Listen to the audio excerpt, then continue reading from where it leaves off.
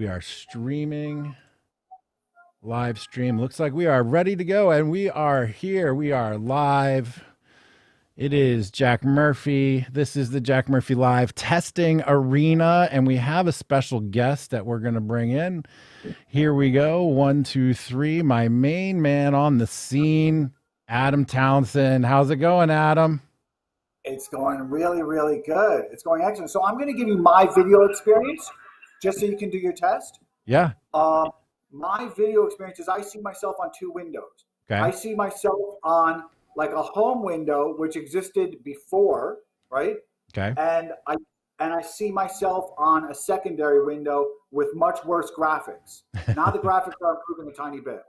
All right. Maybe we'll figure out a way to solve that problem. But thank you for joining me, Adam. This is my first attempt at live streaming from my home studio with a third-party live streaming in direct to me, peer-to-peer, no Periscope, no YouTube, no StreamYard, nothing. This is a live host right here, just me. And it looks like it's working out pretty well. I love it. I love it. Although we don't seem to have too many viewers at the moment. I wonder what's going on with that. I'm taking a screenshot right now also so you can see my experience. Yeah. Okay, I just sent it to you via DM. Okay, perfect. We're doing all this testing, guys. Testing. While I check that out, let's watch this one more time. On this show, we're driven by curiosity. We want to chart a path forward. Best people, best conversations. We're on a journey and it's just getting started.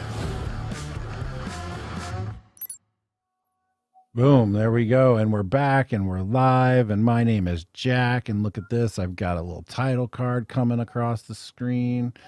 We'll have one of those for Adam. All right, Adam, tell me, while we got you here, we might as well chat for a minute, buddy. How have your Periscopes been going, dude? Because you are just killing it. You've got all kinds of amazing guests, regular appearances. I've seen the numbers, hundreds of thousands of views on some of those suckers. How has that been for you? It's been awesome. I'm going to really miss Periscope when it's gone. So it's leaving next week. And in between now and next week, I want to get a lot of other Periscopes done. So, I think I'm going to do another one with Darren. And then I'm going to do another one with Paul Gottfried. I've been bugging you, but I have a feeling it's not going to happen. Adam, it's nothing personal. It's just the timing. You want to do yours at night, and I got a tough schedule with the kids at night. Completely understood. So I sent you a DM with what it looks like the user experience on my side, just so you know. Yeah. So you'll get a sense of it. And I gotta tell you, I told you in advance, right? And I just showed you on Twitter also. I told you in advance that I'm going to stroke you a little bit because that YouTube conversation that you had yesterday, for you, YouTube is more your thing rather than Periscope. So for you, Periscope is just a kind of a convenience type of thing. I know that, but it was an amazing chat. Thank you. It was. Oh, you know what? See that window? The user experience on my side is that small window. Look at your DM. You'll see it. Yeah. That small window that was on my upper left-hand corner is movable. Got it. So I'm gonna see. And I can go full screen also. So now I'm full screen. So I'll show you what that looks like also. Cool. I'll send that to you. Yeah, I'll send it to you now. But I will say that Periscope you did yesterday, that interview with Cernovich, I hate to say it's your best ever because that sounds almost like a curse, right? Doesn't that sound like a curse? But it was your best ever. What can I tell you? Thank you very much. It was so good. You guys, look, I love reading. You guys had and one of the things that I don't like about a lot of other people's broadcasts or about other people who comment on social and political type of issues is they don't give any citations of the books that they read, right? Even if they don't read, I don't care. But if they do read, like I'm going to bring up Michael Tracy, not as a criticism of him, but a stylistic kind of a thing. I have no idea what he reads. So I feel like there's a superficial. I feel like though my relationship to him is very superficial, like it's a veneer. Mm. Um, Even in the YouTubes that I've seen, he gives no indication of what he's reading. Yesterday, you guys were like a library, man. It was awesome. It was. And the amount of knowledge that you had, and I think of knowledge, when a person's reading, I think of knowledge like a Jim Shaughnessy type of thing. Knowledge is not just about reading, it's about information and retention. You're gone. I don't see you at all. Now, I went to zero in on just you. Yeah. okay, so knowledge is not reading. Knowledge is not your best friend talking to you and saying, look, this and this and this, because nobody pays attention to that stuff. Knowledge is information and retention. If you don't have both, it's why I'm always rereading Thucydides, why I'm always rereading Machiavelli, and I'll tell you from what you guys were talking about yesterday, you guys have reread those sources and taken notes on it. It wasn't a kind of this superficial type of comprehension, it wasn't a reading comprehension test. You know what I mean? Yeah. I It was appreciate awesome. that. I really appreciate that. Having Mike on was something that, obviously, since we've been friends for a long time, it was kind of always out there.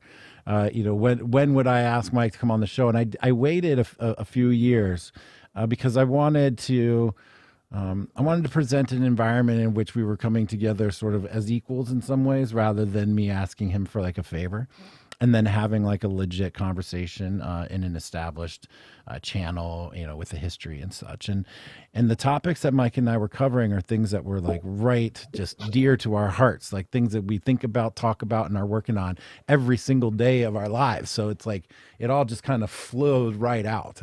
It was really good, and I'm really bummed that the audio was messed up at the beginning. But I actually went back and did a reread. I got a transcript of my own sections.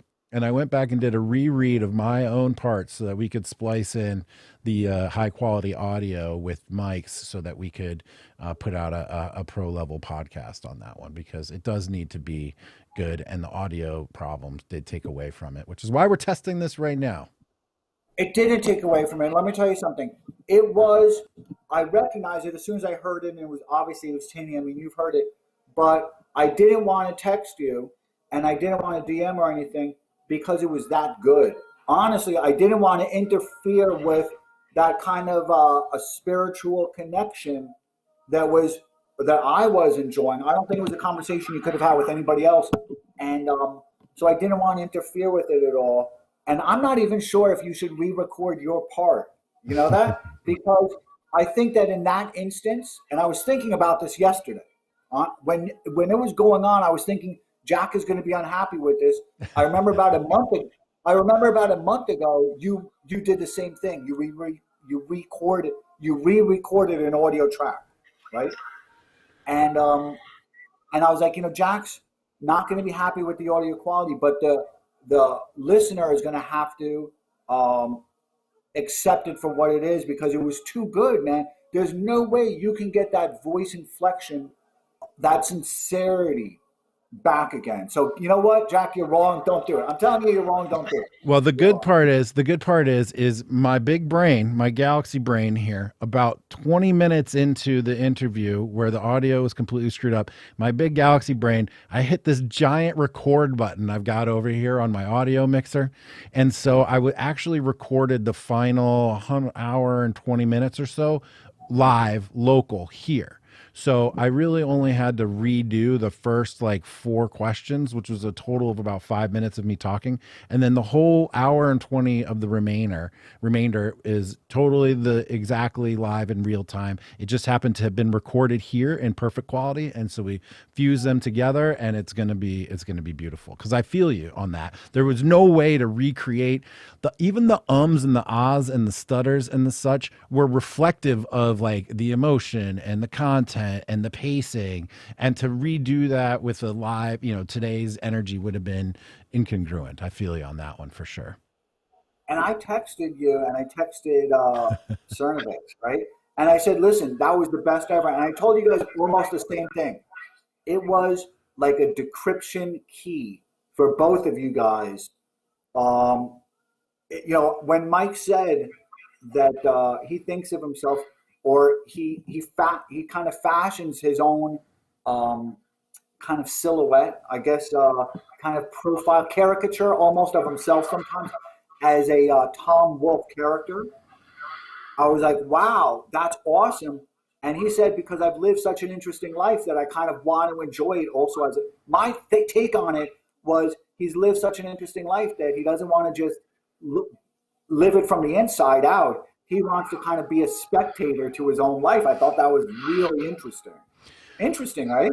It comes to a certain point where once you get an alignment in your life with your values and your mission, your goals, your day-to-day action, your family's in alignment, your community's in alignment, everything lines up with your values.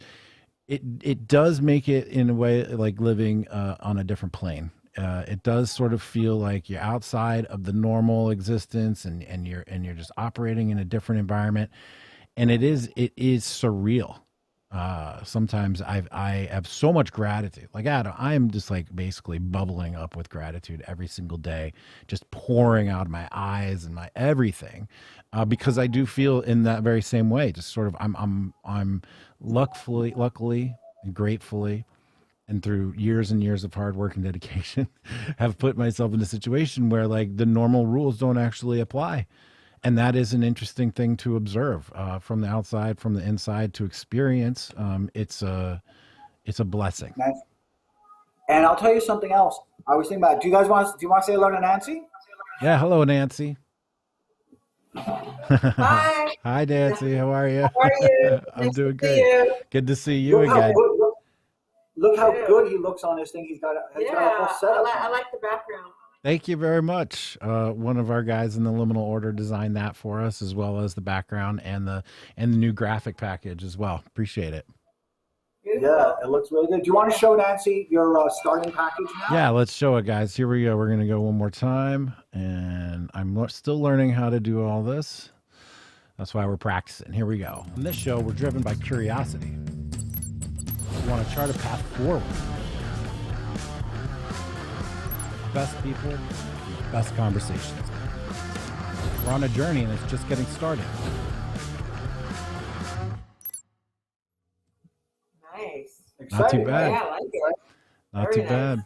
We're aiming for first class pro level here, and we're going to just keep going. We've got great guests. We got great content. It's a lot of fun.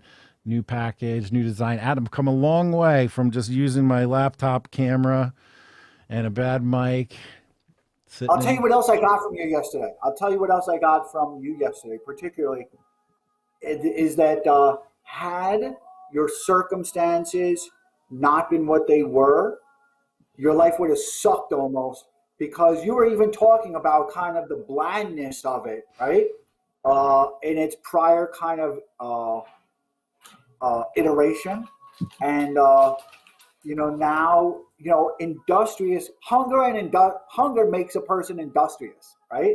So you're hungry, man. And would you ever have been doing that much reading had it not been for kind of this not just intellectual inquisitiveness, but also just kind of this kind of professional pursuit of it? Definitely not. But I had always done a lot of reading, always had a big library, and always wanted it to be a part of my life. And I had a dream that I wanted. The joke was always I wanted to get paid to think, and now I'm basically getting paid to think and learn, and I don't have to have a brand of like I'm an expert in this field or I'm an expert in that field. The only thing I have to do is follow my curiosity, and truly just living like a blessed life in that I read a book, I love it, and I just get to dial up the author and ask them for a 2-hour private session where I get to grill them and dig deep into their thought process and the whole context and get a huge explainer from them. How lucky is that? That's like just a beautiful gift. It's a gift. It is, and it's funny because we DM'd or text, I don't know, but my Periscopes are so much easier than what you do because I don't really require any homework. Like I've done Darren Beatty twice now. I did Michael Anton, and I let other people do all the hard work. I let them ask the questions, and all I've got to do is just kind of, pick them because I get people like Rising Serpent. I'm sure you know him, Rising_Serpent, who's so smart. I mean, really smart. They ask the best questions. I get people like Janon Glasgow ask great questions, as kind of viewers, and they know. Or do you know Election Wizard? Do you know I've seen the Wizard name. Underscore? Yeah. They're super smart. They have a legal background. I know that about them, and they know the type of questions that need to be asked to keep it going. While as your style has to be very linear. Like my style can be, the guests are getting hit by a million directions and they have all the opportunities to mess up. Yours is very Charlie Rose. It's very Jan Yakolev, where it's got to be very linear. It's got to have a beginning, a middle, and an end. I just turn it on. There's no middle, and then we just shut it down when they beg to get off. Please, Adam. It's been 6 hours. Can I please? I know. But I mean, it's like. I've got to tell you something. Yeah. I've got to tell you, I never, and I was thinking about this yesterday because I reached out to Mike and I was like, listen, let's promote your rock thing a little bit. Let's get some viewers there. And I was so blown away by the discussion you guys had yesterday. I was like, I could never do this. There's really no reason for me to even have a chat with Mike Cernovich. I do what you did yesterday. I don't have the personal relationship with him. I don't have that trust and intimacy. And I don't have kind of like that, I don't know how to describe it. There was something that I don't do that you definitely do that just came across. I could never do that. That was an amazing conversation. Amazing. I appreciate your flattery. And, when you say linear, it's interesting because I oftentimes, well, first of all, I put in about 10 to 20 hours of prep for everybody. And in Mike's case, I have 10 years of prep for that one. But for guys I've never met before, I read their book, I read all their latest journal stuff, I read reviews and such, watch some podcasts. So I put in, read the whole book and everything, 20 hours probably. And that's per interview, guys, per interview. And then I will write out a whole outline. I'll have groups of subject areas with groups of questions, and I'll have an argument that I want the whole arc of the podcast to take. But then what always happens every single time, I ask one question and we just start going. And it's like, then I just riff and like the whole script goes out the window and we ask questions. And every once in a while, I'll glance back down at the old notes, even though I'm writing new notes the whole time, and maybe snag a question from before. But usually I have 10 hours worth of conversation planned and questions, and the 2 hours goes by so quickly, and there's 50 things we didn't get to. So it's linear on one hand, and on the other hand, I don't know if it's obvious or not, but there's a lot of freestyle and a lot of just improvisation that goes on, which I think is only possible in many ways from huge amounts of prep that goes into it too. So I'm not going to change up the process by any means at this point. So I'll tell you my favorite of the ones, right? Because I listen to all of them. I listen to all of them. You're the best. And my favorite is, honestly, forget about Cernovich for right now because that was a different type of thing. That was just two guys, two best friends. I mean, that, was a special type of experience. So my favorites was Dugin, right? You know why? Because he is kind of like almost an enemy, but he was willing to kind of be a friend in that environment. I thought that was amazing. Yeah. You know what I'm saying? Do you know what I mean by that? Dude, believe me, I felt like in doing the interview that I was stepping into a stage that I had never been on.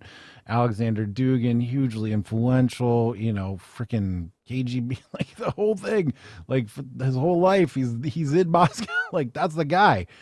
And the fact that we were able to engage in a way that was respectful and felt like equals was astonishing to me. I was so nervous for that one.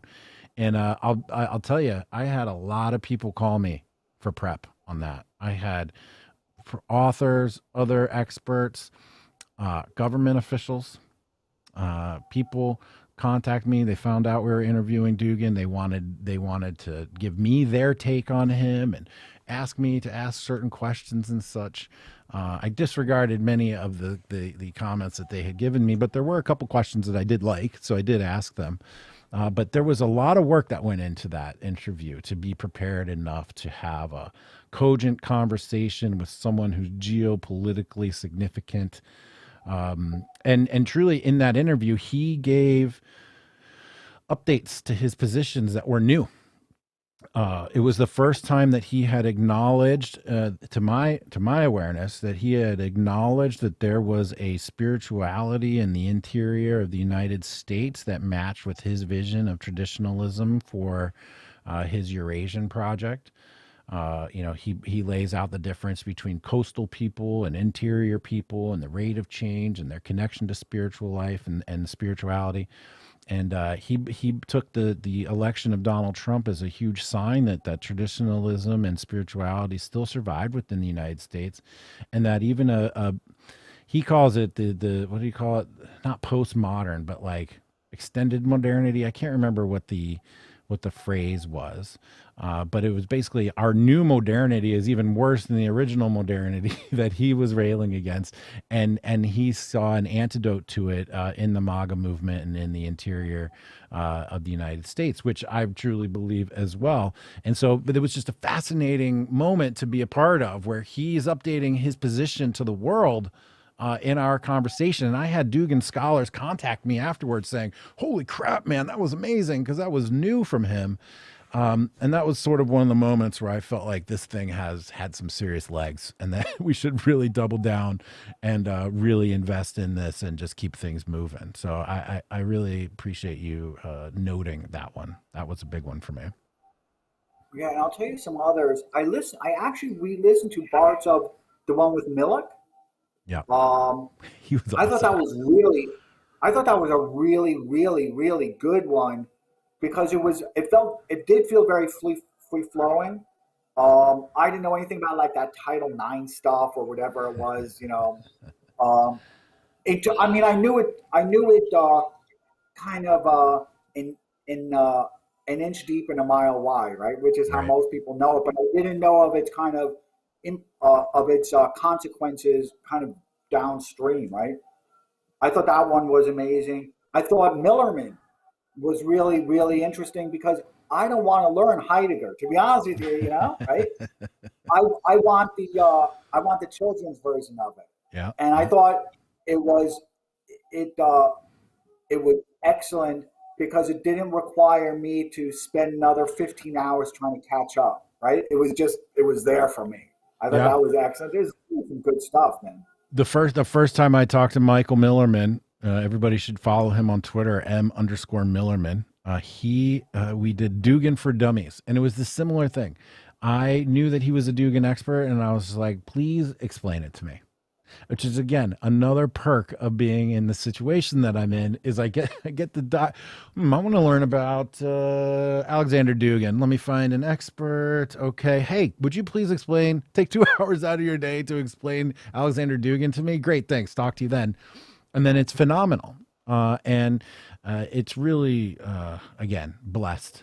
So blessed. I mean, how could I complain about this? It's a beautiful thing, a beautiful project.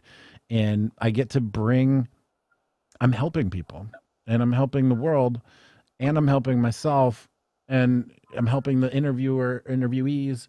Alignment is a beautiful thing, Adam. It's a beautiful thing.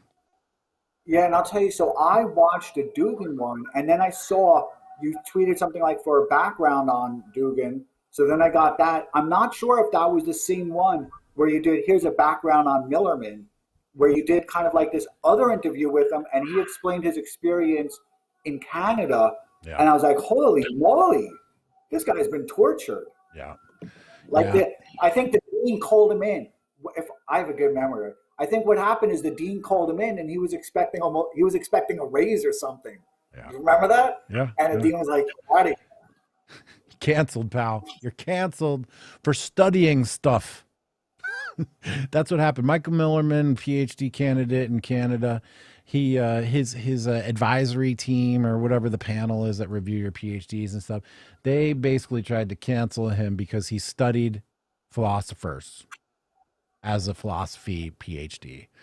I just don't understand that. The argument that they made was that, you're studying somebody who's dangerous, but yet the philosophy department still offers 50 classes on Marx, right? Like, Russian history class still offers, about Stalin. Like, that argument about Dugin being too dangerous to learn about or engage with is just absurd, and just a great, again, another representation of the absurdity that's in academia today. So, one last plug for Michael.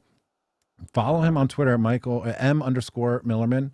Take his classes. I have not only had the pleasure of interviewing him directly for 2 hours on a number of occasions, but I have taken his personalized small group philosophy classes. He offers, there are like 4 to 6 people. We did a deep dive on Leo Strauss and another one on Heidegger.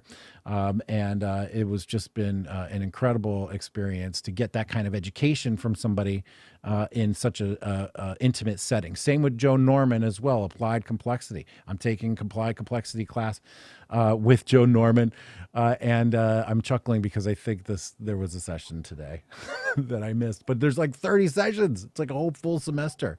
And so this is kind of bespoke education process that I think people are going to really pick up on. Hey, we got a super chat while we're doing this. Sergeant Holdo, hold on for dear life. He says, I wonder if Adam knows what big tech, Zuck, Jack, and Bezos gain from being super woke. Seems counterproductive to so-called corporate capitalism. What do you think about that, Adam?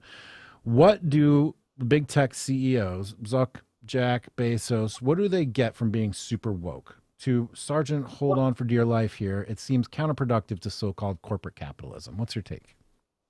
So keep in mind, I've been on the other side of the Twitter user experience, right? I've also been an executive and one of the largest shareholders in several different publicly traded companies. And so I understand the tactics that are used to influence board decisions, such as headlines. These are things that when you're a public company, you've got to manage headline risk. It's a very real concern, right? Because of what it does to the stock price. What it not only does to the stock price, but what it does to people that in stock terms, it's called good hands, which means if the stock jumps up 20 points, they're not going to sell it to take the profit. And if the stock dumps down 20 points, they're not going to sell it to take the loss. They're in it for the long haul, right?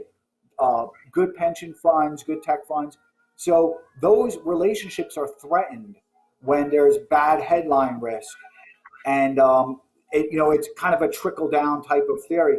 It's a trickle-down type of effect. So I understand that they're also being attacked from headline risk by activist shareholders.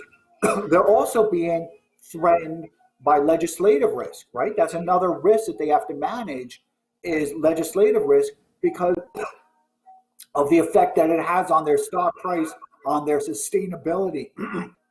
So that's something that they also have to manage. That's another tactic that's used almost as a terroristic shareholder activist action. And they've got fiduciary obligations.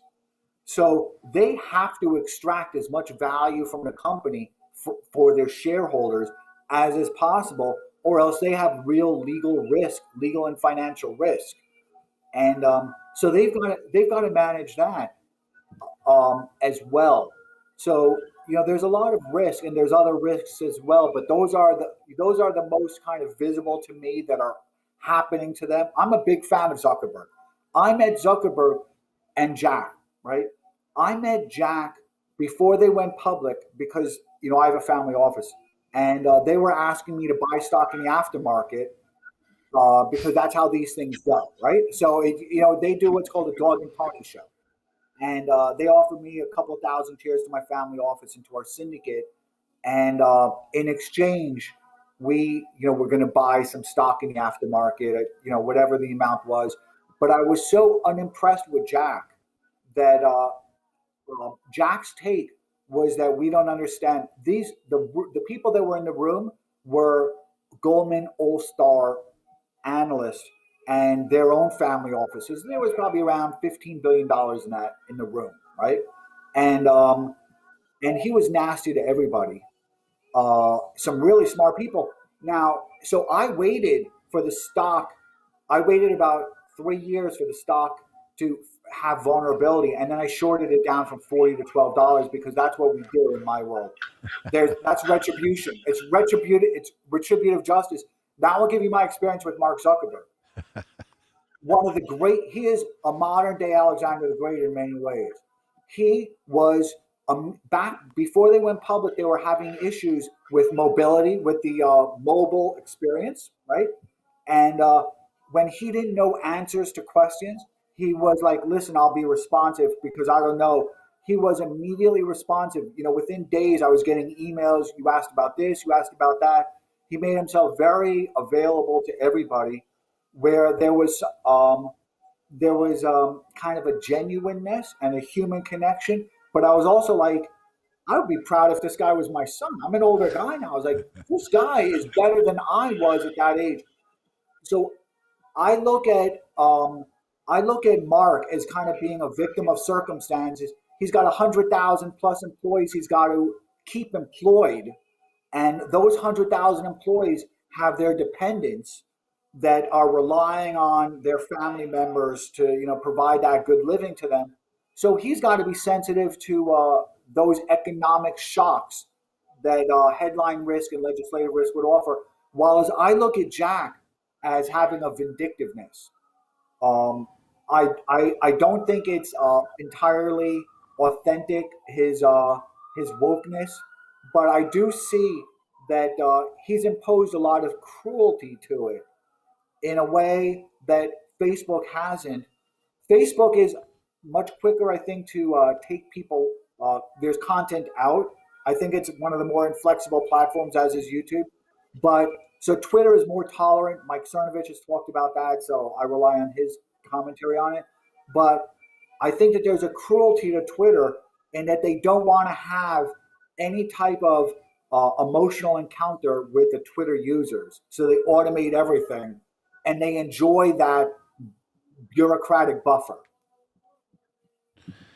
Boy, you have been in some interesting rooms at some interesting times, my friend.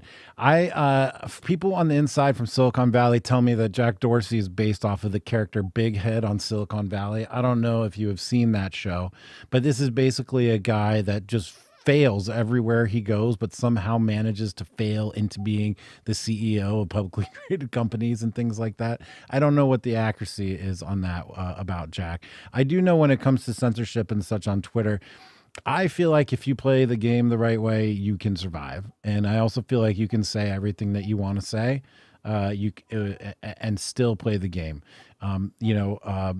Michael Anton is a great person to ask about esoteric writing. Same with Michael Millerman, about how philosophers have always written in a way to protect themselves, because philosophy is politically dangerous. And so they had to find a way to express their political views in a way that only the people who they wanted to really understand it would understand it. And I think that there's some element of that going on Twitter. People will call things what do they call things? Dog whistles? I don't know. Point is that you can write in such a way that doesn't flag the censors and doesn't get you in trouble, but still pushes the same message across. Guys are really chiming in with the super chats right here. So let's go to the super chats. I appreciate that. This is totally unexpected, spontaneous. So Vesuvius says, Jack, please consider a philosophy panel with philosophers like James Lindsay, Michael Millerman, and Stephen Hicks. I'm on it, buddy. 100%. That is a fantastic idea. I've been in my mind, I have been trying to formulate what the right groups are, what the right mix of people is. And the next Friday panel we have coming up, not this Friday, but the following Friday, is Michael Anton and Curtis Yarvin, Moldbug. So that is going to be a fantastic show. So guys, please come check that one out. Another super chat. Matthew Hammond says, could we ever get back to a 1950s, 1960s executive model where executives took it as an insult when they did not pay their employees well, instead of enriching shareholders, or did globalism doom this? Adam, was there a time at which CEOs took pride at paying their employees very well? And did that change, and what had changed it? And is there any way to get back there? Well, I'm going to answer that question in parts, and I'm going to draw, so I'm going to include citations then.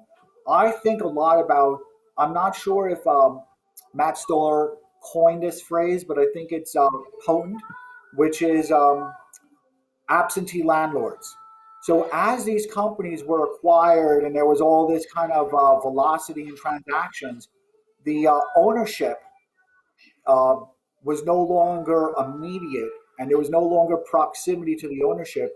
So you had these companies in Nebraska in the middle of the country um, that were that's management was now on the coast and did not have, because they didn't have that proximity.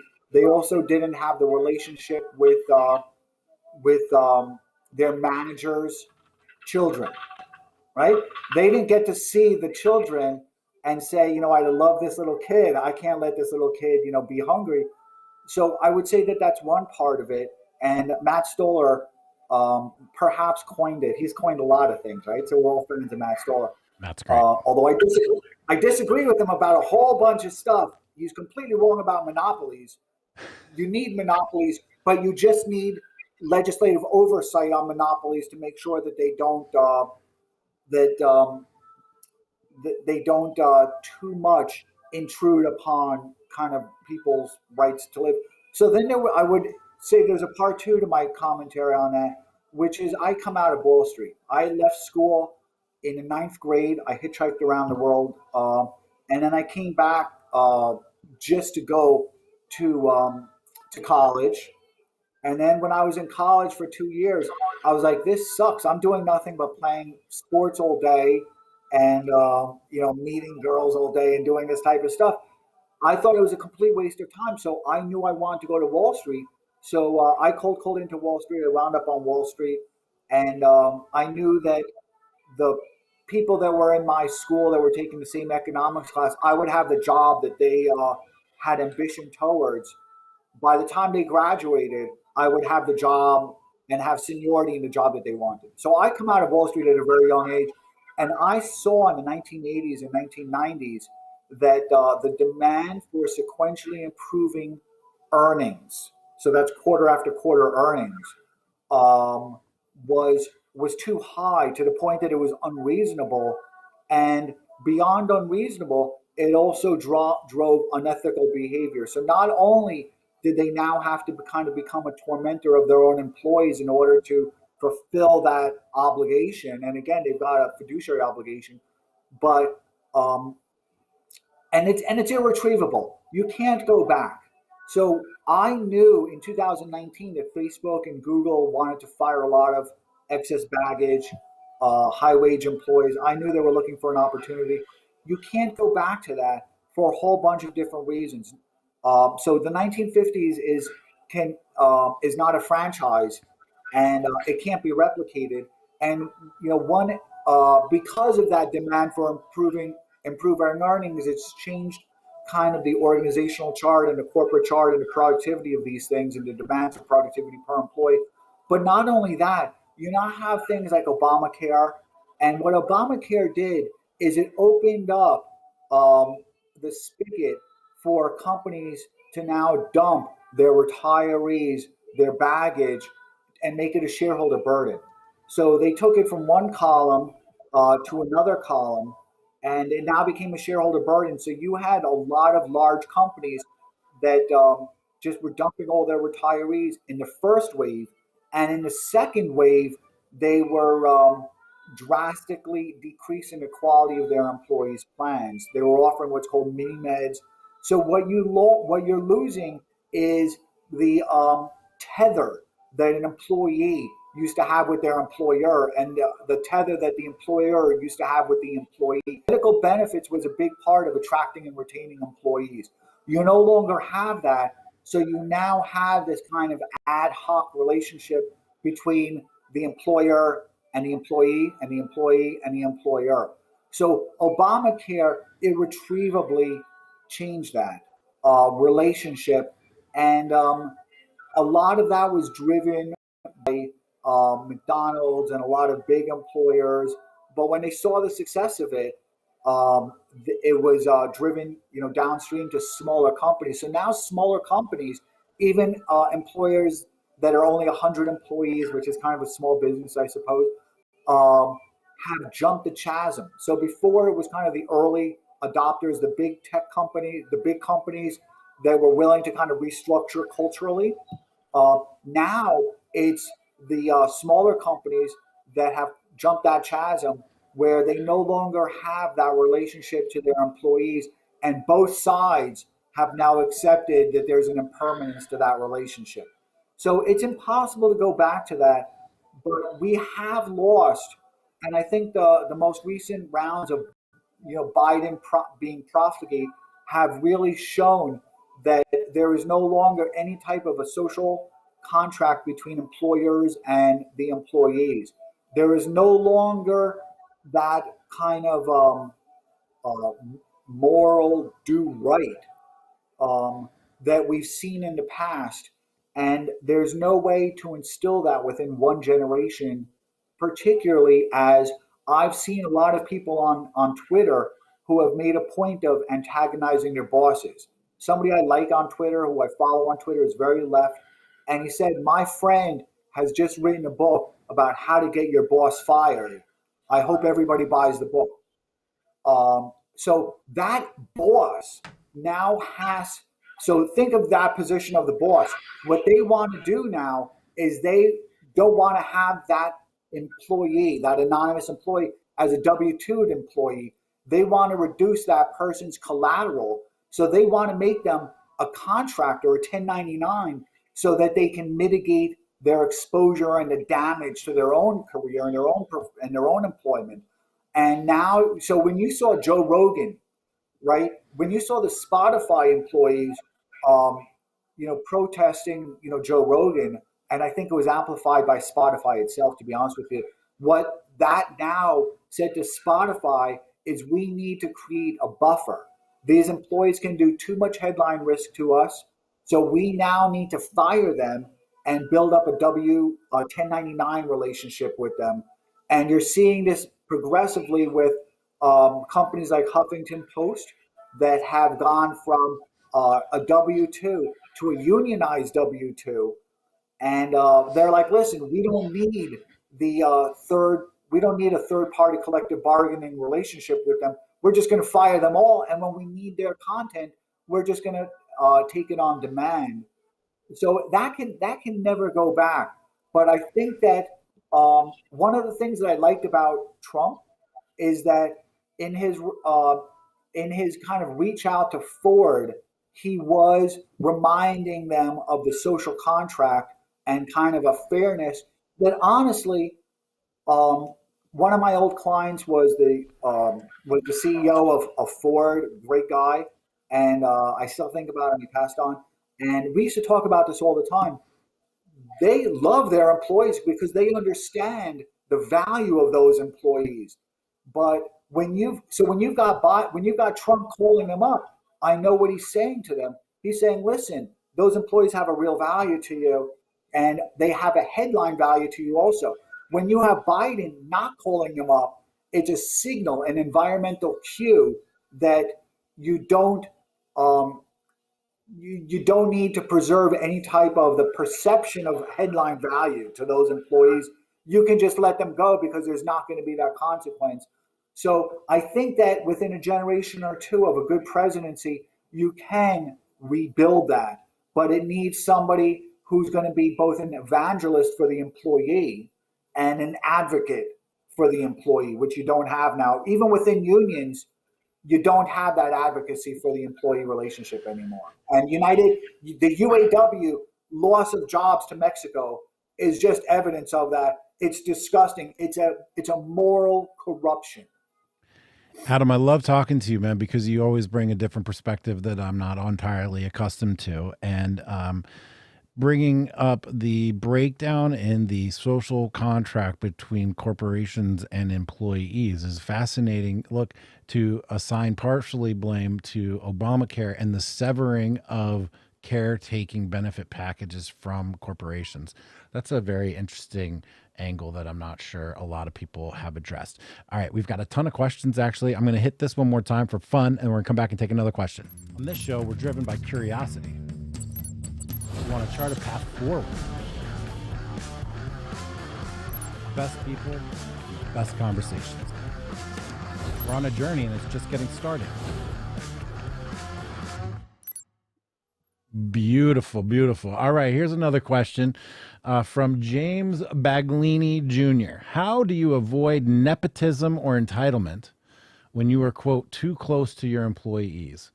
Where do you set up reasonable boundaries to promote innovation? I don't know if nepotism is particularly a bad thing. I think it's bad when you have it within the Trump administration because you can't rely on that counsel, on that guidance. In other words, when you're the CEO of a company, you've got to be able to listen to your organization, to the top of your organizational chart, but you've also got to have that determination to synthesize what they're taking in, and most of it's garbage, right? So when you have an Ivanka there or Jared, it means that you don't have that ability to throw out the bad advice. And bad advice, as we've seen with Trump and Amanda Milius has commented on it, Michael Anton's commented on it, Darren. So I can only speak of their experiences. But when you have that closeness within the Trump administration, it means that he didn't have that ability to throw out bad advice, right? And bad advice is the cause of much human misery. Now, within a corporate environment, there's nothing wrong with a little bit of nepotism because typically they fail. So they're going to bring a kid on, they're going to move them up the ranks, they're going to start as a delivery person or whatever it is.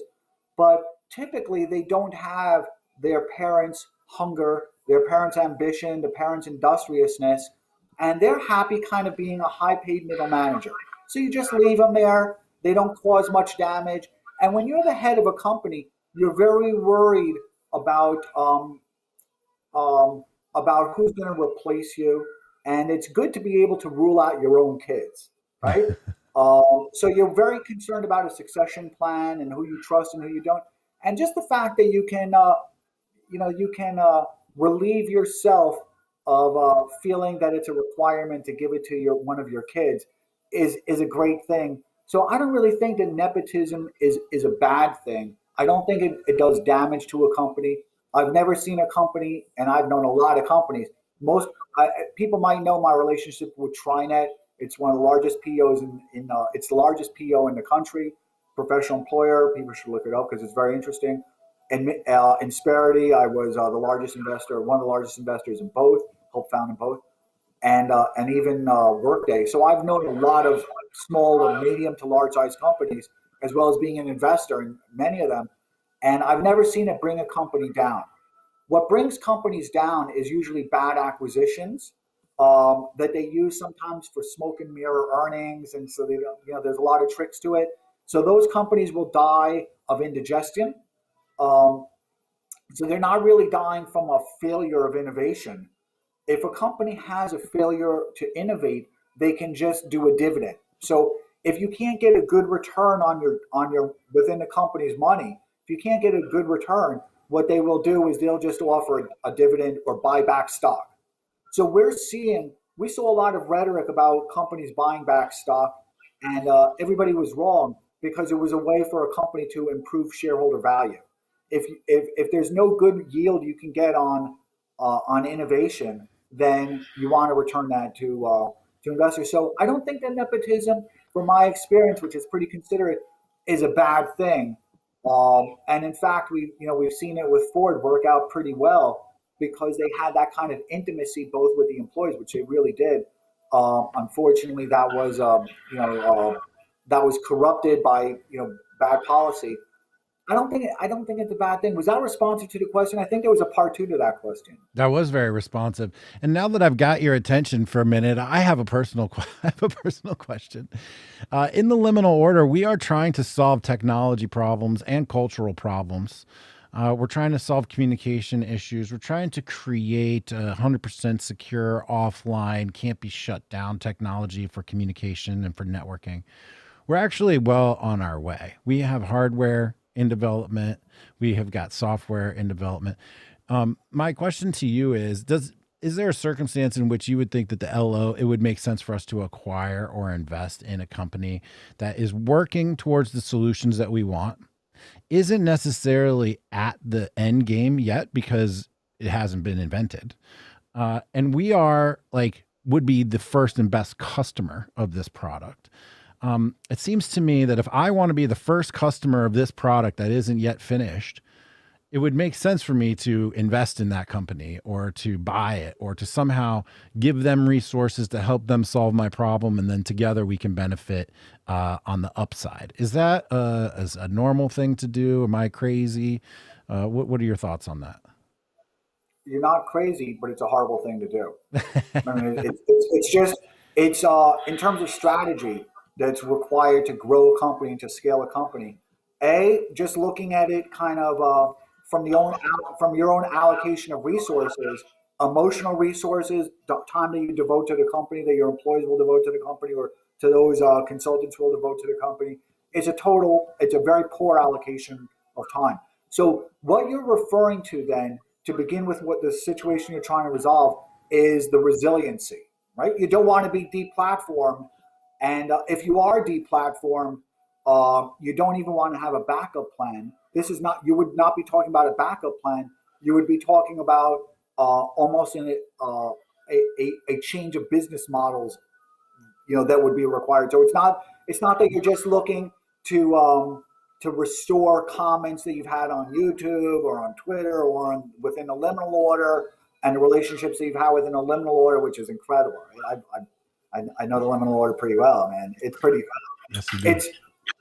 I was surprised at the quality. Do you know that? I was actually surprised. I thought it was going to be a bunch of guys talking about getting laid, and I'm like, dude, these people are amazing. They're so smart. They're all looking to achieve. Did you know that? They're all looking to achieve in business. Yes. I was just so impressed, man. I was really impressed. Thank you. I'm continually impressed myself. I still think about that guy who had the Bitcoin consultancy business. He's raking in dough right now. Thinking about him, not the person who works for LinkedIn and kind of how they're trying to keep a little.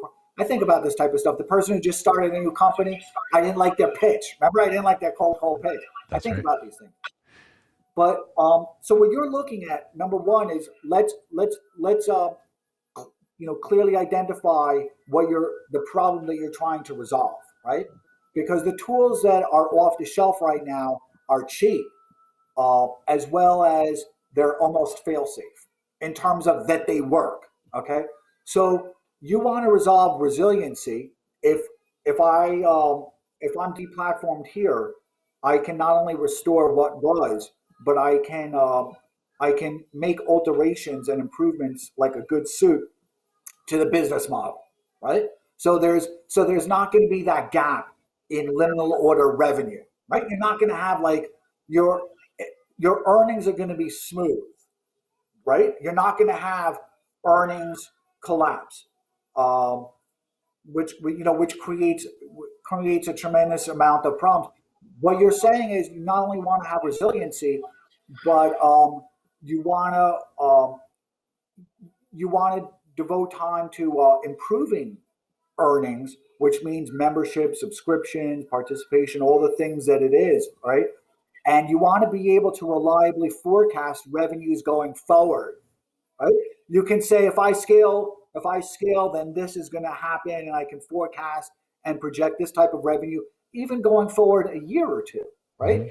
So when you have that type of visibility into earnings, you don't want to have that type of vulnerabilities and that type of volatility, where if you get deplatformed, you have new problems and you can't forecast it, and you're dealing with a cloud, right? Because that's a gray cloud, and you can't really see outside of that cloud.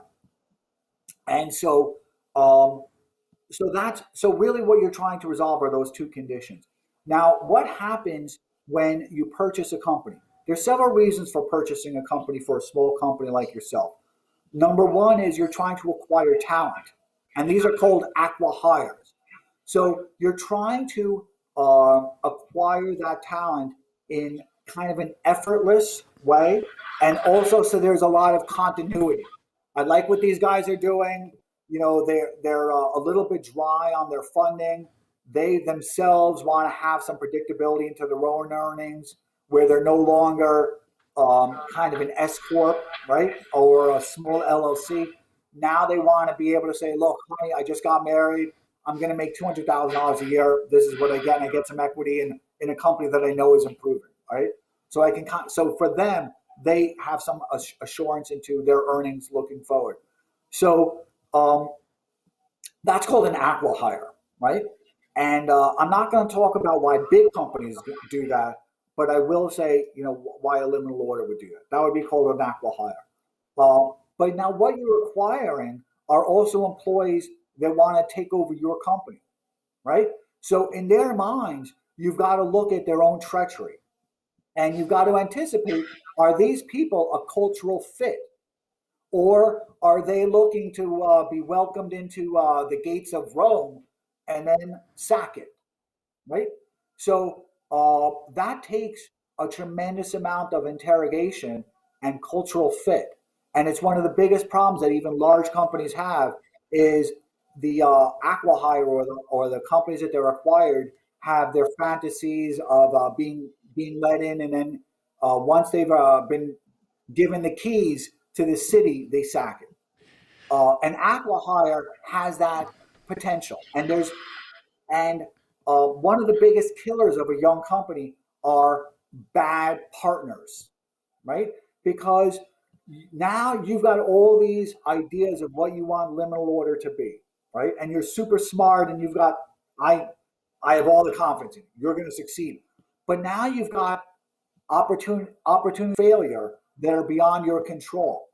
A, you've got their treachery. B, you've got to take everything that's in your head, right? Every single thing that you lose sleep about. And I know you have a beautiful significant other, right? And now you're losing sleep, and your significant other says, is there anything I can do to help? And you're like, well, I can talk to them a little bit, but all of this is in my head, right? And I can't share all of it because it's painful to take it out. But now when you've made these acqui-hires, you have that obligation. It's a real obligation to take what's in your head and transfer it to them so they can share in it. And that takes an enormous amount of emotional and intellectual effort. Yeah. You're having a birth in your head. Now, do you want to have that birth to somebody that you barely know because you just bought them out of a convenience? There was a convenience to making that acqui-hire. Another thing that happens with these companies when you acquire them is because they're still building a product. Now you've got to be the chief engineer, the chief coder, the chief salesperson, because you're like, well, listen, I'm going to be their first and best client. But now for that company to be sustainable, you've got to acquire other clients. That means you've got to build a sales funnel, and now you're beyond just kind of the salary demands and the hiring demands of recruiting other talent to be a revenue officer and all of this. You're also introducing the technology that gives you a lot of opportunities for failure. It may not work. It may not work as you need it to, right? So with that, it's actually what I've said is actually a short story, right? It's a long story made short, as short as I could make it. The answer is absolutely not. Don't even think about it. It's wrong. I appreciate that. One of the beautiful things about the liminal order is that we've got so many guys in so many positions all around the world in every industry that we actually do have experienced, funded tech guys that have gone public. We have experienced tech guys that have started and built products with big name backers who have sold to Fortune 100 companies. So actually, they're already in the LO. So we're already culturally aligned, which is the beautiful part about the liminal order. You're wrong. You're wrong. You are culturally aligned. Look, I've met those guys, right? You have a limited order is great. You know I'm impressed with it. Look, I was actually shocked. I was like, these people are super smart. They're asking amazing questions. The relationships between them were really good. I even remember that somebody had a difficulty that I know offline, had a difficulty in their own personal relationship. And they were like, the liminal order, not only do I have the professional and personal relationship with them, they even sent me flowers. Do you know what I'm talking about? Yeah. I was like, this is awesome, man. This is like something real. But so I'm not saying that it's not a great organization. I'm saying that you're introducing new opportunities for failure. Yeah. And you're thinking that the relationship that you have with them now can be scaled to be something else. And I'm saying you're wrong, because a successful business is a tyranny.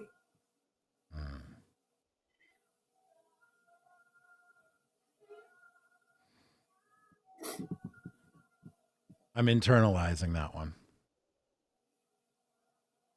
You know, this phenomenon that you bring up about having to do a brain dump into new acquisitions, new hires, etc.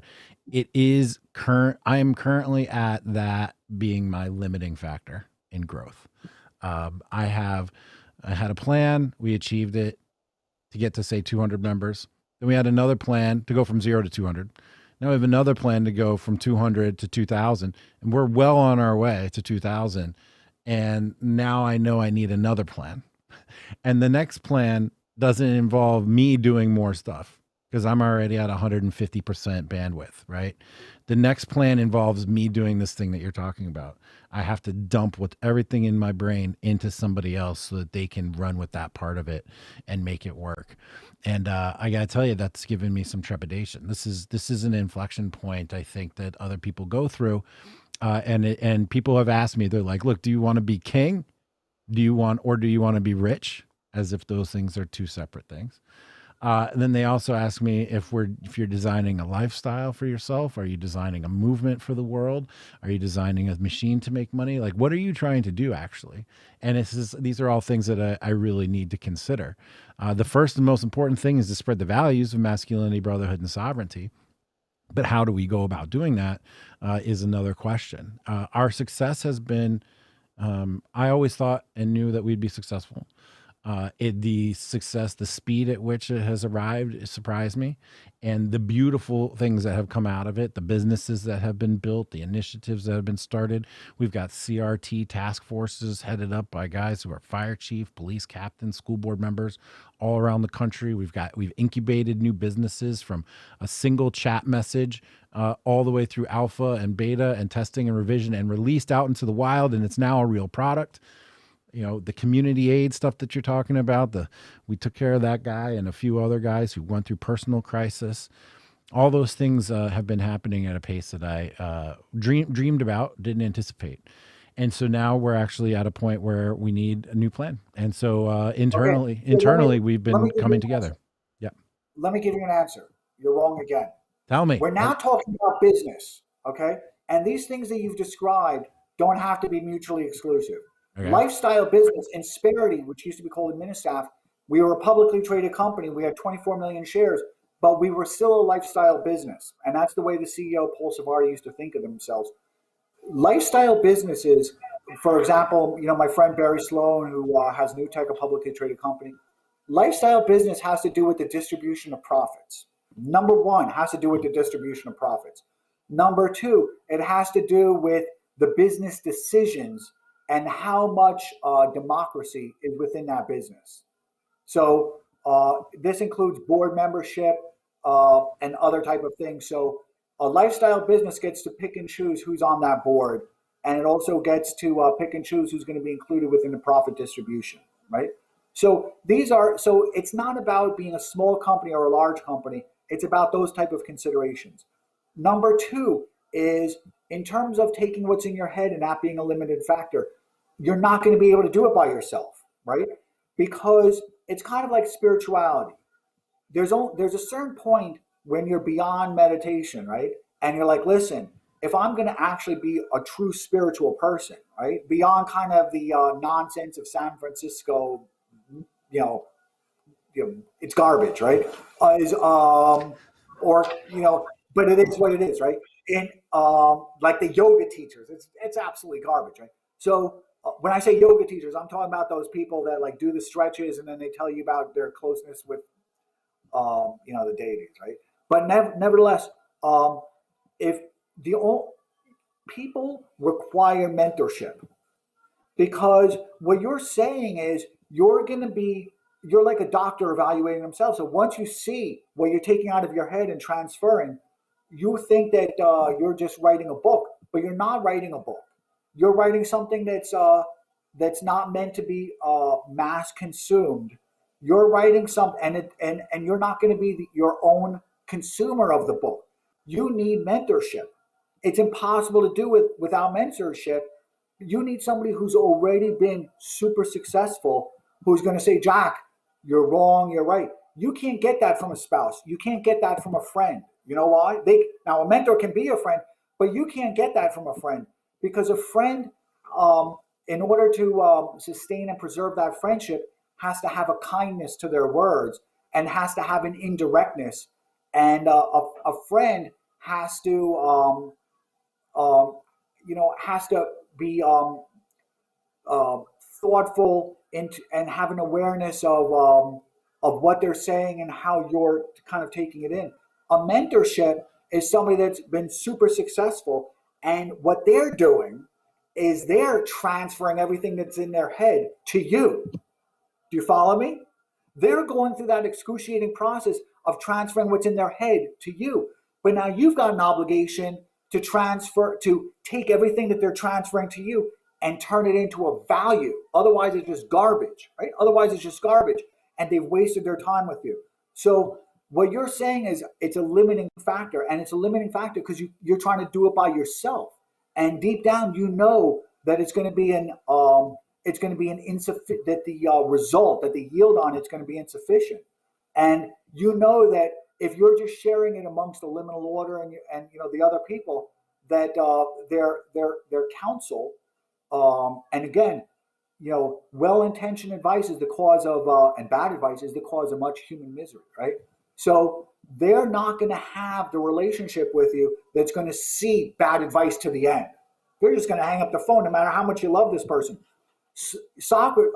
Seneca wrote about who's a trusted friend. Once somebody is a trusted friend, as it is with Mike, no matter what they do, you love them. Okay? A mentorship, no matter what they do, you worship them. You're not their peer. You're peers with the liminal order. Reese co-founded CNN. He then founded the Food Network. Marvin Rosen was is the lead partner and one of the founders of Greenberg Traurig. These are not my peers. I don't get to talk back to them. You get to talk back to the liminal order. You get to talk back to your significant other. You don't get to talk back to someone like this because you're not their peer.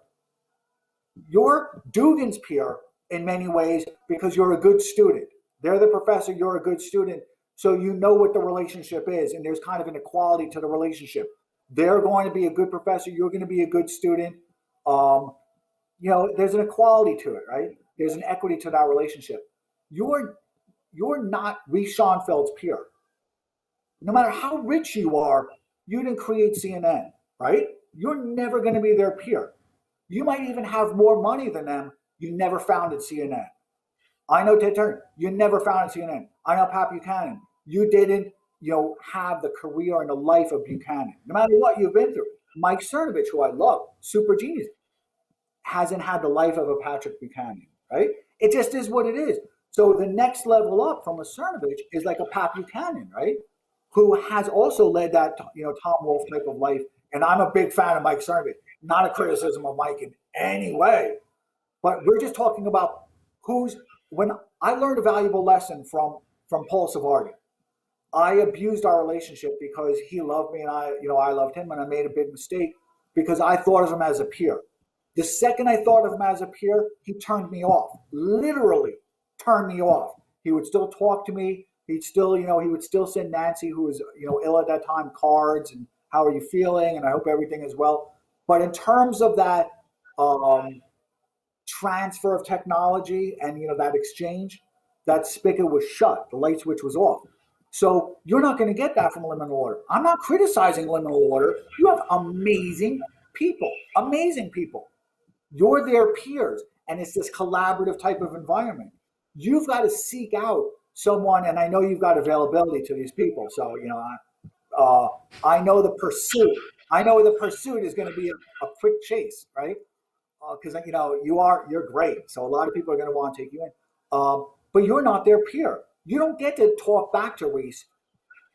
He gets to talk. You get to ask the good questions. Do you know what I'm saying? Adam, how does somebody my age, 45 years old, reasonably well accomplished, all that, how does somebody like me go about finding a mentor? Okay, so what does a mentor want? Reese, Nancy, watch this. Come here for a second. Nancy, come here for 1 second. I'm gonna teach you a valuable lesson about life. Watch this. Watch this. Watch this. Take notes on this. It's going to change your life. I'm taking notes, dude. We're recording. We're live. Hundreds of people watching. They're going to listen to. Who's a better son to Reese? Me or his actual birth sons? Oh, without a doubt, you. There's no comparison. When Reese was ill, who used to sit 5 feet away from him reading him books in his own advanced Alzheimer's? You. Did his kids come over and do that? Never. Who's other than I don't what's the daughter's name that she loves? Juliet. Other than Juliet, who's a better daughter? You or don't take notes on this. I take that back. Cross this all out. Who's a better daughter? You or the other siblings? Besides Juliet. Juliet's the best. Yeah. Oh, I'm much closer to Pat than any of her other daughters. Okay. Would you say that your Pat's equal in life?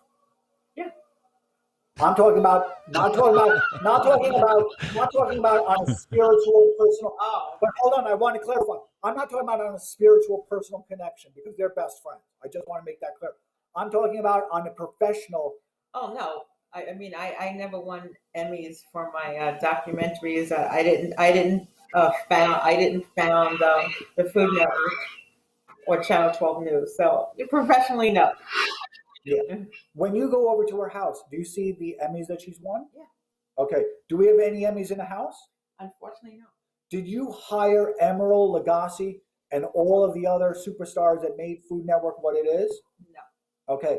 Did you sell your shares in Food Network to to Squibb, right? Yeah. Squibb. Okay. No. Okay. Did you know Ted Turner? Did you guys have dinner every single night as best friends? Did you know Burt Weinhardt? Nope. So are you, in terms of professionally and in terms of life's accomplishment, are you her peer? Are you her peer? In terms of professional accomplishments, no. I'm not talking human to human. I'm talking about professional. Okay. Am I Reese's peer? Professionally, no. I mean, but we're in total separate professions. So it's like, it's not like I was a competitor and she did better than me. I did great in mine. She did amazing in hers. You do great in yours. You definitely do great in yours. But when you're with her, and I know the answer to this already, when you're with her, do you ever think, not spiritually, not on the human connection, because they're best friends? So it's a little bit unusual because they are best friends rather than just a mentor. I mean, they're just love. They love each other. But are you always aware of watching your language, watching how you express yourself, watching the words you choose? Because you've also got to be aware that she's not your peer on a professional level. I mean, yeah, but she's such a comfortable, down to earth person. She has zero. Well, the reason why we're best friends, one of the reasons, because she has no heirs. If you met her, you would never know she founded this. She founded this. She got 20 million. She has multi-million. You would never know. Okay, now watch this. Thank you, Mo. Can you give me a little sort of? When I was with Reese, who wasn't my best friend, much more of a mentor type of relationship, even though I loved him so dearly. Not only was I a better son, but I had an awareness every second I was with him that I'm not his peer. I would never use a curse word, ever. Never used one. What? I would never use Yeah, Nancy said she would never use a curse word with Pat either. I was always aware every single moment I was with them that I'm in an audition. even though he loves me, I'm not his peer. I'm in an audition. And you know what? So is he. And we understood that because there's got to be that type of, kind of professional trust. I'm in an audition when I'm with him. I was aware every single moment, watching my language, watching how I express myself, watching the thoughtfulness. Okay. If he wants a cup of coffee, I'm going to get him that cup of coffee. I'm going to get him a cup of coffee. Like when you think of the old days, like those Ronans and the people who used to, thinking of serving a master, like you're kind of serving a master. They want coffee, you get the coffee. They want pizza, you're the one who goes out and get the pizza. Unless they invite themselves to, these are not your peers. They want pizza, you go out and you get the pizza. You're the one who's washing their dishes when you're in the house, right? You're not their peer, you're their servant. You have that type of an obedience and obeisance to that person.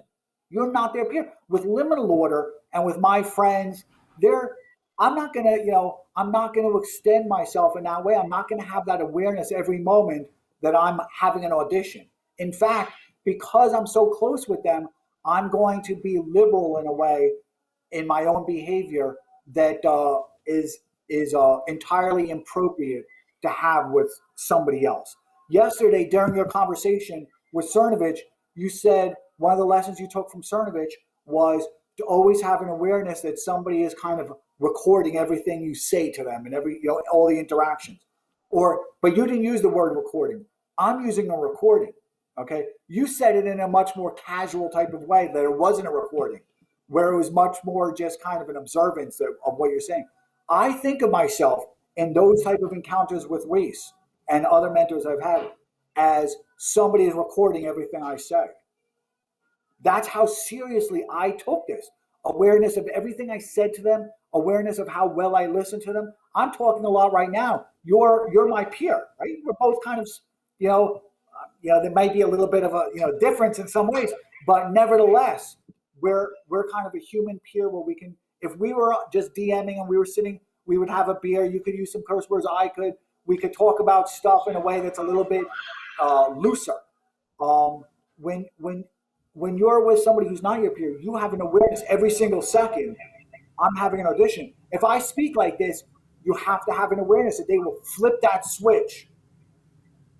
And a peer will never flip that switch. A peer is going to love you no matter what you do. I'm not talking about a peer. So your second part of that was, as a 45-year-old person, it's not an issue of age. I didn't know Reese. I think I met Reese when I was like 42 or 43 or something. I met Reese later. Maybe it was 45. I don't know. Maybe 42, I think. It's not an issue of age. It's an issue of you become kind of that surrogate child, surrogate right-hand man, surrogate student of them. So it's not an issue of age. It's an issue of they also want to know when shit goes wrong. When Reese has to know when he's got Alzheimer's in an advanced stage, that I'm going to come over and read a book to him, right, about his own life story. So the pursuit is not necessarily a long pursuit, but it's a pursuit that has an appreciation of what you want from them and what you're offering in exchange. What does the mentee have to offer the mentor? Well, like I said, with Reese, the mentor knows that they're transferring. You know how you said it's kind of a limiting constraint that you've had is taking what's in your head now and transferring it, because it's excruciating, right? It's excruciating. It's emotionally painful. Am I right? Yes. Am I right? Yes. It's emotionally painful.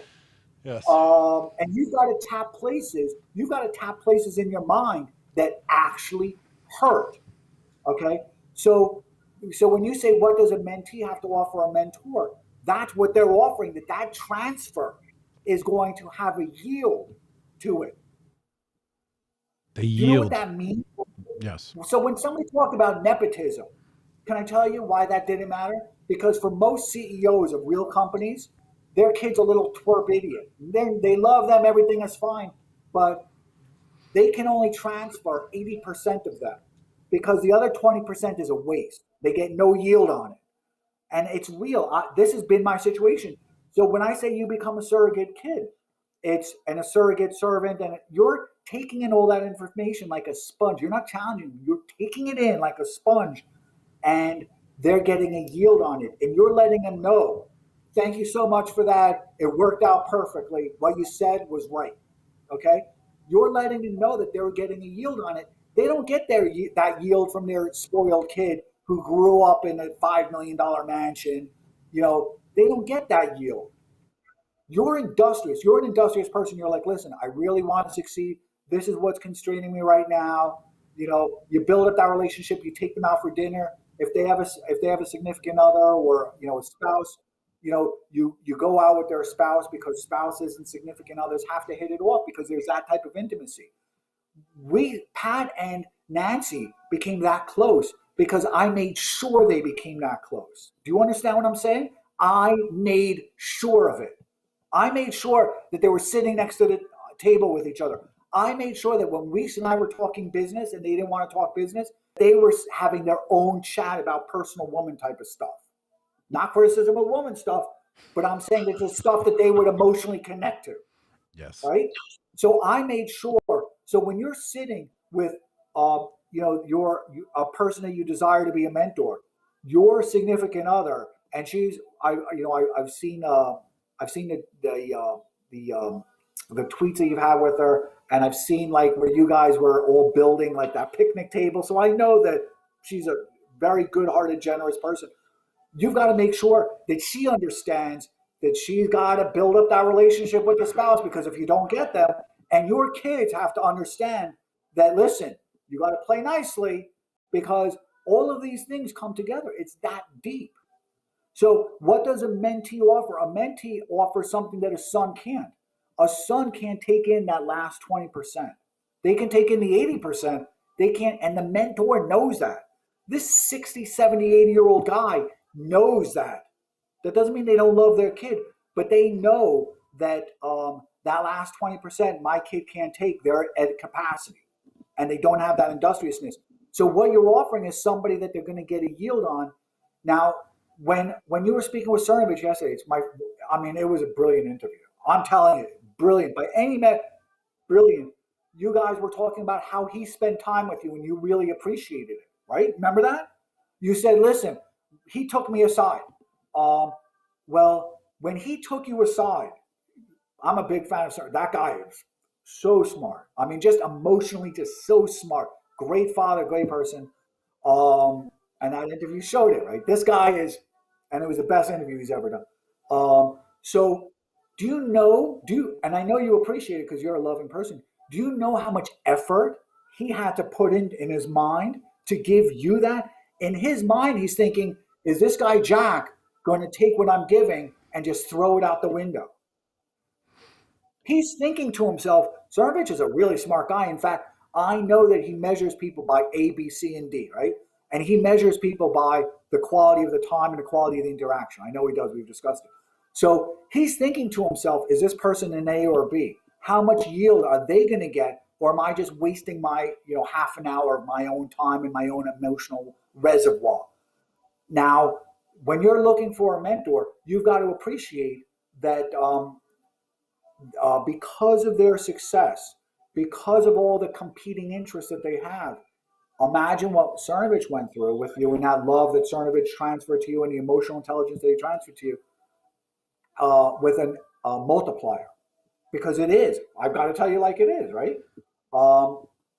So that mentee, so you've got to have a pursuit of the mentorship, and that's difficult for young people to have these days, because just as you have those absentee landlords like Matt Stoller, described, that also means if I want Mark Zuckerberg as a mentor, right? It used to be that you would show up at 6 o'clock in the morning when he's showing up, right? Because he's obviously a workaholic. So you would show up at 6 o'clock in the morning and you would make sure you're in an elevator with the guy, that you're sharing jokes with him, very kind jokes with them, and that he knows that you're a good person. But now, because he's an absentee landlord, he hasn't, he's lived in, I know certain things, and Jeff Bezos hasn't been in the office in years. He lives in, whatever. And he hasn't been in DC ever. So I don't know why they're picketing his house. Nevertheless, if I desire Mark Zuckerberg as a mentor, it used to be I would just take the elevator with them. Doesn't matter who they are. They're not my peer, but still, I could take the elevator with them. We can have that chat. It could just be job security. We're going to have that chat. You can't do that with Mark Zuckerberg right now. So one of the ways, so in your active pursuit, it means that you might have to give money to a charity to find them at an event that they're hosting, right? So if it costs $1,000, you've got to think about it as an investment. You've got to think about that yield on that $1,000. If it's $500, I can't speak for somebody's discretionary money, but you've got to think that there's a yield on that, because a lot of my professional relationships, which have done phenomenally well, I spent a lot of money on, I thought of the yield. I'm like, listen, I'm going to let Nancy be the nice person. Nancy's going to, make friends with everybody and be that sweetheart person who's got good ears. I'm going to be that guy who's thinking about a yield, and I'm not going to waste 1 second of effort on a person where there's not going to be a return on my yield. I'll let Nancy do the sweet stuff.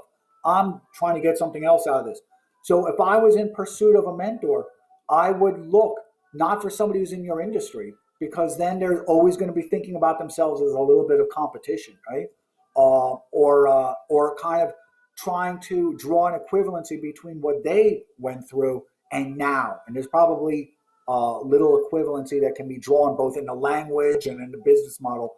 And they're going to think of themselves a little bit of competition, that they're trying to recreate themselves, which you're not trying to do.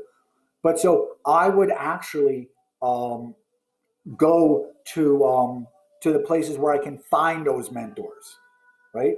And that might mean that I'm spending money to go to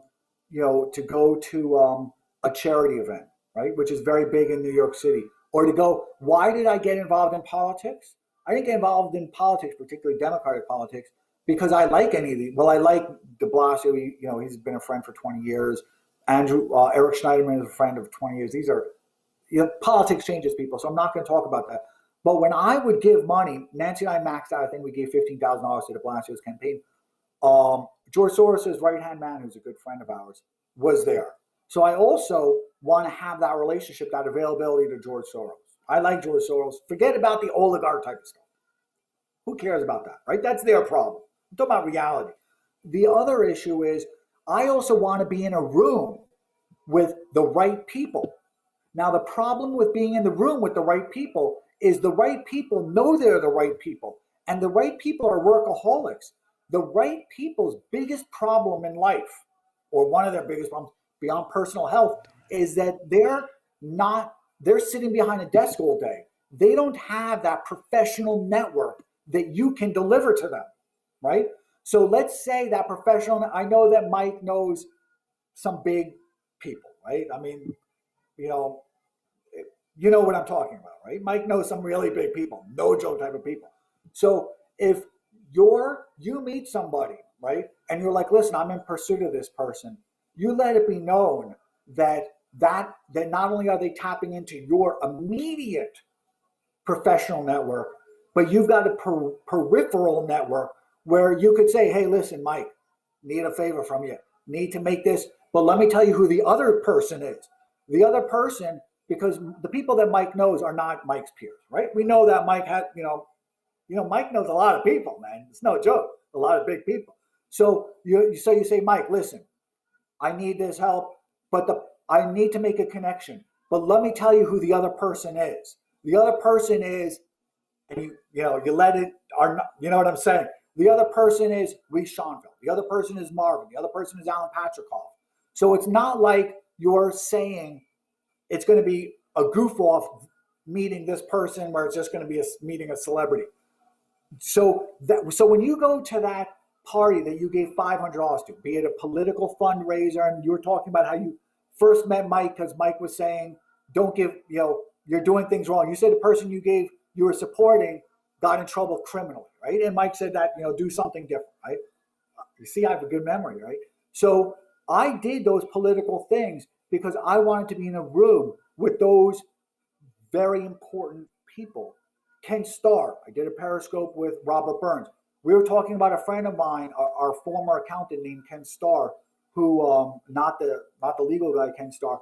Ken Starr was the accountant, the auditor, managed a all the financial wealth, for Warren Buffett's philanthropy, for everything that Uma Thurman, everything of Al Pacino, everything. I mean, I could just go on. Wesley Snipes. I could just go on. A-list people. Uma Thurman's not your peer, right? But Uma Thurman's got the same problem. Uma Thurman's like, I need to expand my social network, but I can't even leave my house. So I want to expand my professional network, but I can't leave my house because I'm just going to get mobbed. I want to be in a room of the right people. So part of your thing with these mentors is you're a rainmaker. They're 60 years old. They're like, listen, I need a legacy and I need to take all this wealth, like Batty in Blade Runner, right? When Batty says, listen, I've lived all this life and it's all going to be gone. Remember that? When you saw that scene, did it change your life? It changed your life in that way, right? He said, everything I've seen is going to be gone. And you were like, holy shit, that's freaking deep, right? It's why it's a classic movie. So that mentor is now encountering the same thing. They're 60, 70, or 80 years old. They're like, it's all going to be gone. My kid's a goofball. It's all going to be gone.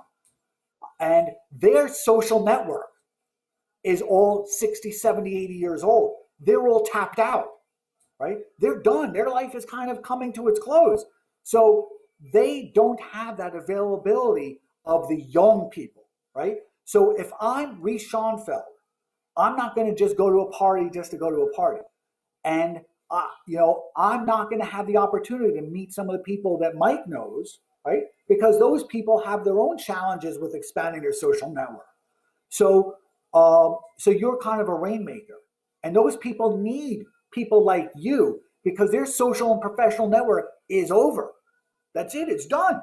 Nothing is young. Everybody they know is 60 or 70 years old. I talk a lot, right? I love this stuff. Mentorship, you cannot succeed today. Write this down. It's never going to happen without a mentor. Hyper-competitive world.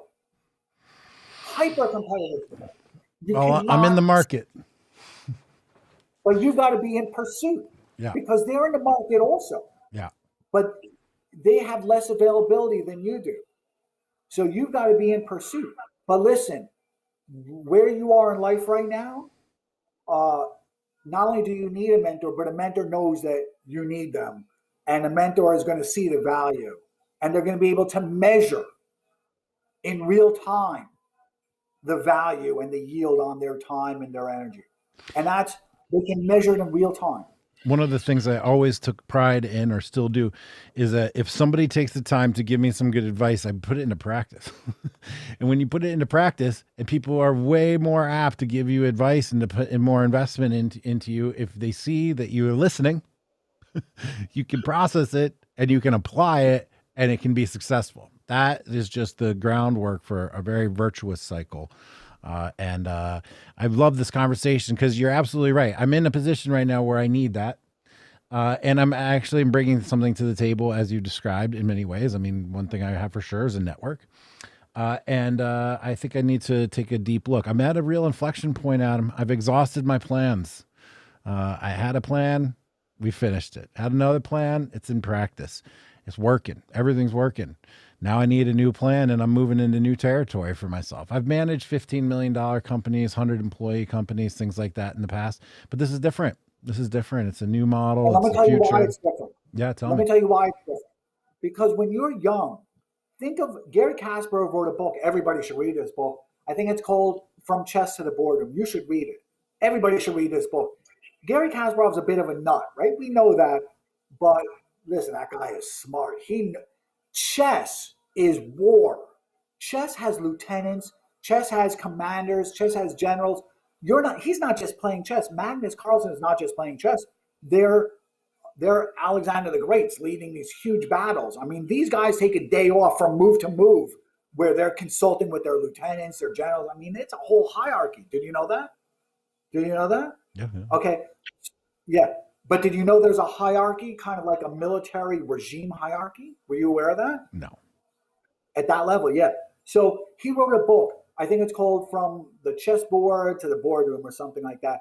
And he makes a very important point, not just about startups, but about life. When you're younger, you're making the opening moves in life. You're 25, 30 years old. It needs to be explosive and you can make mistakes.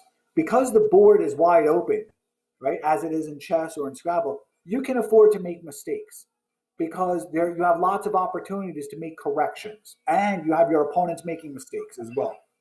So you can make mistakes. The board is wide open, and the mistakes are recoverable. As you get into the middle game, which is where you're going into now, I had the same conversation with Ali, by the way. As you're getting into the middle game, which is where you definitely are now, what you've discovered, right? And you can't even tell your significant other probably. This is really personal type of stuff. You're talking about stuff that's in the back of your identity. Is you can't make mistakes. You're like, holy shit.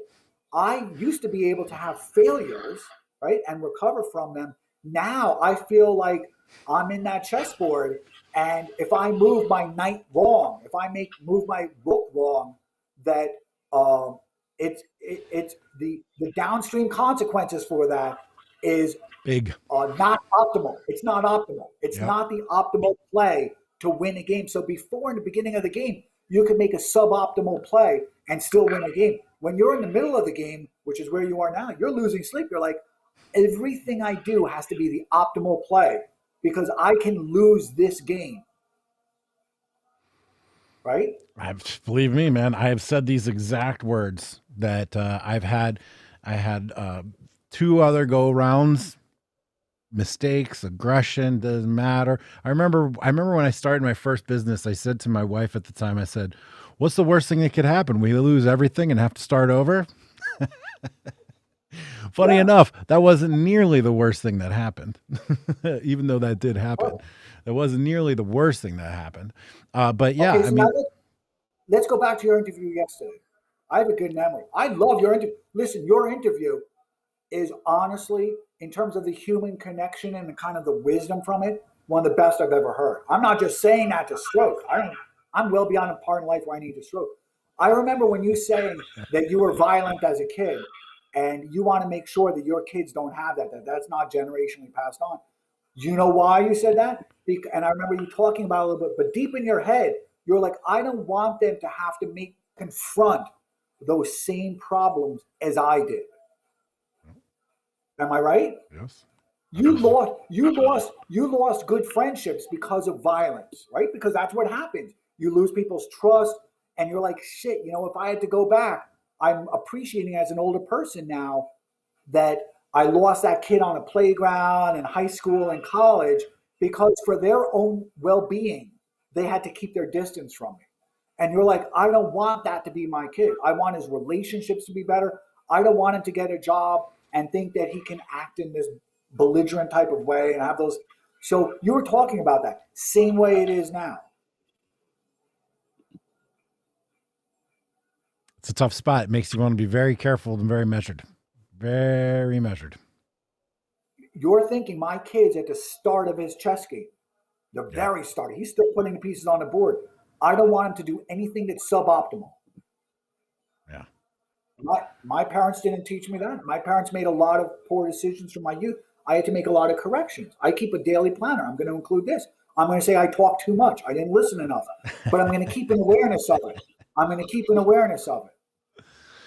Well, I appreciate it, Adam. We've been at this an hour and 45 minutes now, if you can believe that. We've had a number of people drop in comments. Adam from Ken Thoreau. Adam's advice about seeking out mentorship and respecting the mentor-student boundary significantly improved my learning experience. Priceless information. I agree. Thank you for reorienting my mind towards seeking out a mentor and realizing what I do have to offer in order to make that a bi-directional and fruitful relationship. And I do really appreciate the time you took here to be my guinea pig, which actually turned into an exceptionally high value conversation for everyone who's listening. So Adam, thank you very much. I have to go, but I really appreciate it. Please say hi to Nancy, and it was nice talking to her again. And Adam, we're going to talk real soon. And thank you very much for everything all along the way. I really appreciate it. I'm going to give you one more thing because I know you're trying to test. From my user experience, it doesn't say you're live. Got it. I will Okay. make sure I let people know that.